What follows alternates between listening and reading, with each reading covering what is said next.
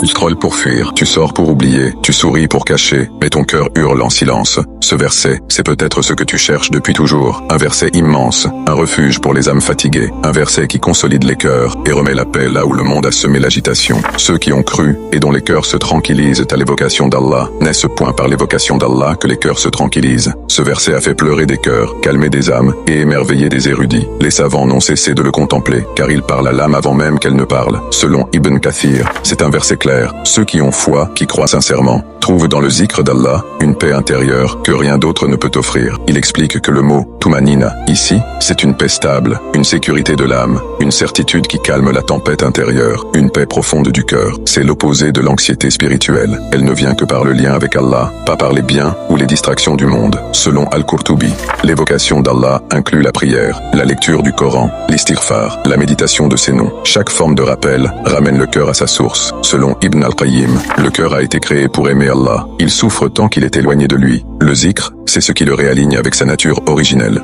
Ce verset ne dit pas que le cœur se calme avec le temps, ni qu'il se soigne avec l'argent, ni qu'il se soulage par les maux des gens. Il se calme par l'évocation d'Allah, parce que le cœur humain n'a pas été conçu pour ce monde. Il a été créé pour connaître Allah, pour le chercher et se perdre sans lui. Ce verset parle à ceux qui pleurent sans raison, à ceux qui se sentent vides, même en ayant tout, à ceux qui récitent des invocations sans y croire, mais qui espèrent quand même un soulagement. Pourquoi ce verset touche aussi fort? Parce qu'il définit la cause de ta douleur, l'oubli d'Allah, et il te donne le remède. Dhikrullah, le souvenir du seul qui ne t'a jamais oublié. Ce n'est pas un conseil, c'est un cri du ciel qui te dit « Reviens, je suis celui qui te calme, rien d'autre ne suffira ». Ce verset, c'est une main posée sur un cœur agité, une voix douce dans la tempête, un rappel que le bonheur n'est pas à chercher ailleurs. Il est là, dans la conscience d'Allah, dans son souvenir, dans son amour. Et tant que tu le cherches, ton cœur peut encore guérir. Qu'Allah fasse que sa lumière t'accompagne aujourd'hui et à jamais. Tape Amin en commentaire.